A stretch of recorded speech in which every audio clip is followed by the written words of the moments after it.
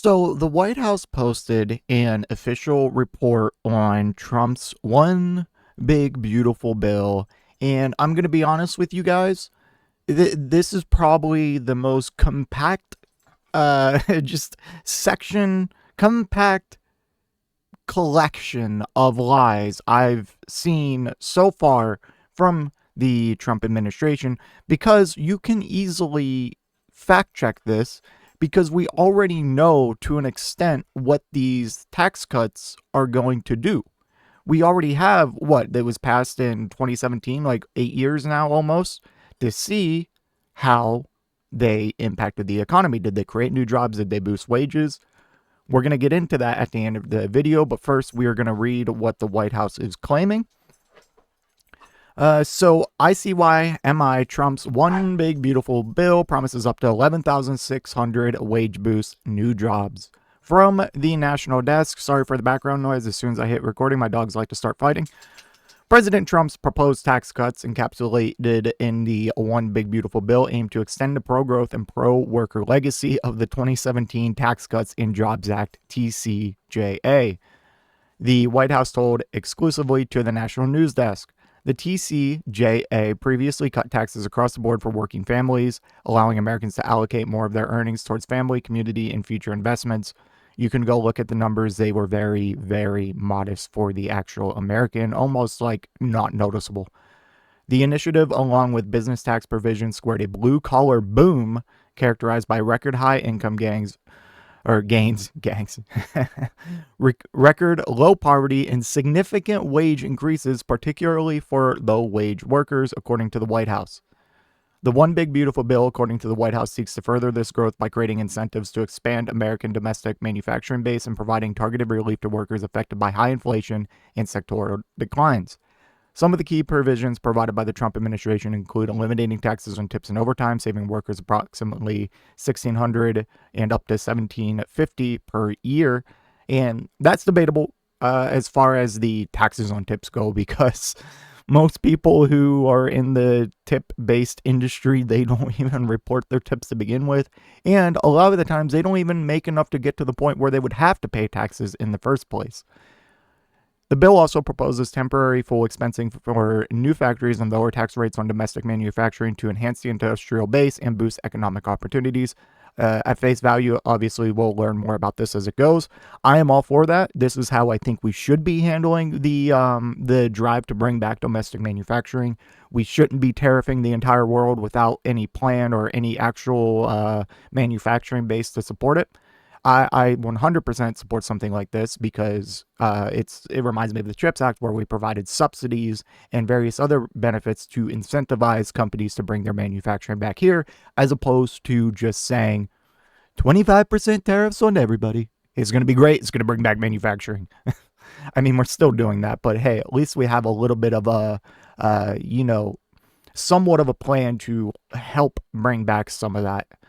Anyways, according to the White House Enhanced Opportunity Zone, incentives are expected to drive over $100 billion in investment, create more than 1 million new jobs, and lead to the development of hundreds of thousands of new homes in distressed communities, particularly in rural areas. The Joint Committee on Taxation reported that the percentage decline in federal taxes is smaller for the top 1% under the bill, resulting in them taking on a greater share of total federal taxes. That's just okay. The actual rate adjustment, there may be some truth, some very tiny truth to that. But when you're looking at raw dollar amounts, it's insane how much of the benefits actually benefit the 1%. You cut someone's taxes very modestly, making like $40,000 a year. Congrats, you saved them like $1,000 or a couple thousand at most. You cut someone who's making billions, even a modest cut, the amount of money they're saving in result is just simply higher because of that fact. And that is important to note. And that is one of the things that make these tax cuts so damn expensive. The White House says that if the bill fails to pass, it could result in a $4 trillion tax hike, potentially leading to recessionary challenges. That's just flat out not true. Like I said, the extent that your taxes were cut in 2017 were very modest, and if these expired, you would probably not even notice. Now, I put this into our favorite MAGA consultant, ChatGPT, with a few questions. Let's see what we come up with here. The White House claims that President Trump's One Big Beautiful Bill will deliver up to 11,600 wage boost and create over 1 million new jobs. Let's examine these assertions based on available information. Wage boost claim up to 11,600. The White House cites a report from the Council of Economic Advisors projecting that the bill could increase wages by 6,100 to 11,600 and take-home pay by 7,800 to 13,300 for a typical family. These figures are based on economic modeling that assumes the bill's tax cuts and incentives will stimulate significant economic growth. And guys, this isn't even like accounting for the strain on all these companies and the average American consumer that we're not even fully realizing yet with all the tariffs, because he's not letting up on the tariffs. He backs down every now and then, but there's still like that baseline, 10% on all countries. And of course, you have specific countries that are much, much higher, countries that we happen to import a lot of important stuff from. The Congressional Budget Office estimates that the bill would add approximately $3.8 trillion to the national debt over the next decade. That is a very generous estimate. Critics argue that the benefits may disproportionately favor higher income individuals with limited gains for low and middle income workers. Therefore, while the projected wage increases are possible under certain economic conditions, they are not guaranteed and depend on various factors, including the bill's actual implementation and broader economic trends. Job creation claim over 1 million new jobs. So the provisions that ChatGPT says contribute to that is eliminating tax on tips and overtime pay, providing temporary full expensing for new factories, lowering tax rates on domestic manufacturing. Two things that I'm in agreement with, but as we'll talk about at the end, it's just not worth what is being sacrificed. Enhanced opportunity zone incentives to drive investment in distressed communities. I'm interested to learn more about that. The White House projects that these measures will lead to over $100 billion in investment in the creation of more than 1 million new jobs. However, some analysts express concerns. The Tax Foundation notes that while certain tax provisions may encourage investment, other aspects of the bill could lead to economic distortions. The CBO's analysis suggests that the bill's overall impact on employment is uncertain and may not result in the projected job growth. In summary, while the bill contains elements designed to promote job creation, the actual number of jobs generated will depend on various factors, and the projected figures should be viewed as estimates rather than certainties. And like literally the only provisions that are actually going to stimulate job growth is the incentivizing domestic manufacturing by providing full expensing and lower tax rates. That will create jobs, yes.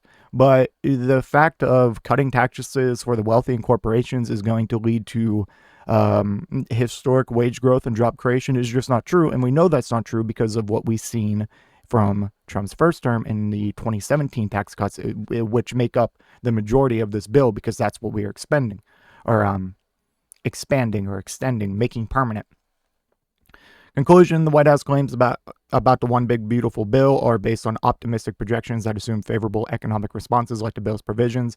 Independent analysis suggests that while the bill could have positive effects on wage and employment, the extent of these benefits is uncertain and may vary across different income groups and regions.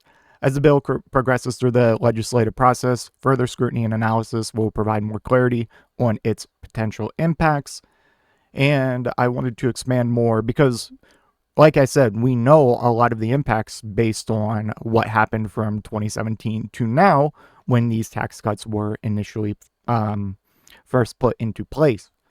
So I asked, a good bit of this is still extending the tax cuts from 2017. Did those lead to wage growth and job creation? This is where it gets interesting. The 2017 Tax Cuts and Jobs Act, TCJA, signed by President Trump, significantly cut corporate and individual tax rates. Evaluating whether it led to wage growth and job creation depends on which data interpretations you prioritize. Here's a breakdown based on major analysis. White House/Republican claims the TCJA would lead to over $4,000 in average wage increase through trickle-down effects from corporate tax cuts. Reality, based on independent data, wage growth did occur post-TCJA, but not significantly more than prior trends. Real median household income rose from $62,626 in 2017 to $68,703 in 2019, a $6,000 increase. However, much of that increase was the ongoing recovery since 2011, and most gains were not attributed to the TCJA directly. So when you look at these charts, Yeah, wages increased, but it wasn't related to the 2017 tax cuts, because you can look at the trends from all the years prior and just be like, oh, okay, good. He didn't impede the progress, the good trends. So win, I guess. Most wage gains went to higher income households, with limited trickle down to lower earners. I don't know how many studies I've covered on the show about that. Trickle down economics just doesn't work. You can go do the research yourself. In general, it doesn't work. Job creation after the TCJA, short-term job growth occurred, but again, the link to the TCJA is murky. The U.S. House added about 6 million jobs from 2017 to early 2020 before the pandemic. However, this matched a trend from previous years under Obama, 2010 to 2016, with no clear post-TCJA acceleration. CBO and Tax Policy Center noted that any boost in GDP or jobs from TCJA was modest and short-lived. Corporate behavior after TCJA, instead of investing in workers or in infrastructure, many corporations increased stock buybacks. Over $1 trillion in buybacks occurred in 2018 to 2019, a record. So yeah, that didn't go to creating more jobs. That didn't go to giving more wages. Paid bonuses or wage hikes at the margins, but these were often one-time gestures on limited in scope. So bottom line, wages would rise by 4,000 plus. Mixed, real wages rose, but not above trend and unevenly distributed. Millions of new jobs, true, but in line with pre-TCJA growth and not clearly caused by tax cuts. Corporate investment surge did not materialize as promised. Buybacks far outpaced new investments. Lasting economic boost, temporary CBO and other analysis say long-term gains were minimum. In conclusion, the 2017 tax cuts did not deliver the promised surge in wage growth or jobs. While the economy did expand in 2018 and 2019, the expansion was part of an ongoing recovery, and most benefits went to higher earners and shareholders, not broadly to workers. Any projections for similar effects from the new One Big Beautiful Bill should be viewed in light of this historical context. So that is all very important to note. And it's always a trend, man. It's a Democrat will bail out the economy, get all the trends on the rise, and then a Republican will come in and coast and then just ride on that. Like, I had people in my comment section from this year, Trump's second term being like, look, there were X amount of jobs created this month and X amount of jobs created this month. It's like, okay, yeah, go look at the last 24 months. It's in line with the trend that was already going. No thanks to Donald Trump. The only thanks you can give to Donald Trump is that he didn't completely fucking wreck it yet. And same with inflation. Go look at inflation. It didn't just drop when he took office. It was already a part of a trend from when the Inflation Reduction Act was passed in 2022, I believe. So, yeah. And again, there are very small positive things like the domestic manufacturing subsidies and the lower tax. But overall, we know from the first go around, it did not lead to any actual wage or job growth. It increased the deficit tremendously. And remember the sacrifices made to get to this point. We're talking hundreds of billions being cut from Medicaid, leading to millions of people losing coverage, which is crazy because healthcare should and be a human right in this country. And every other developed country in the world has seemed to figure that out. And hundreds of billions being cut from SNAP, food stamps, and that goes to helping the most vulnerable Americans.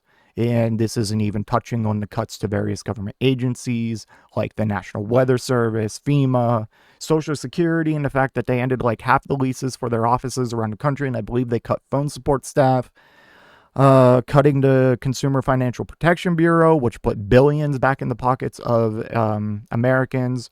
Or even cutting research grants across the board for things like cancer research and the like. And all this while there were zero cuts to defense and Pentagon spending. In fact, there was over, $140 billion increase in this bill, and like another $40 billion increase to border security and mass deportations, which is all funny because the border crossings are at an all-time low per the Trump administration, along with fentanyl and the military. We've been the number one military in the world by far, and we spent the most in the world by far for decades at this point. Like, it's not even close.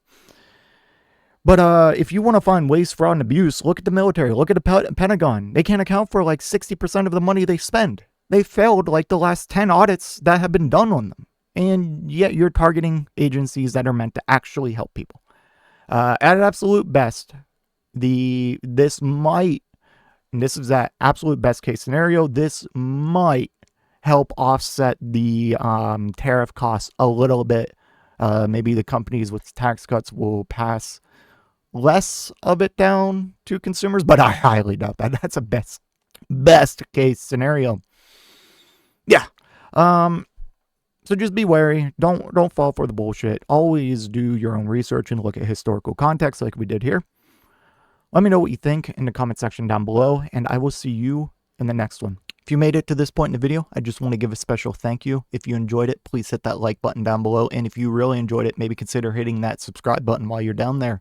I want to hear your thoughts in the comment section. I will try to reply to any and all comments that I can. Until next time, watch that video on screen.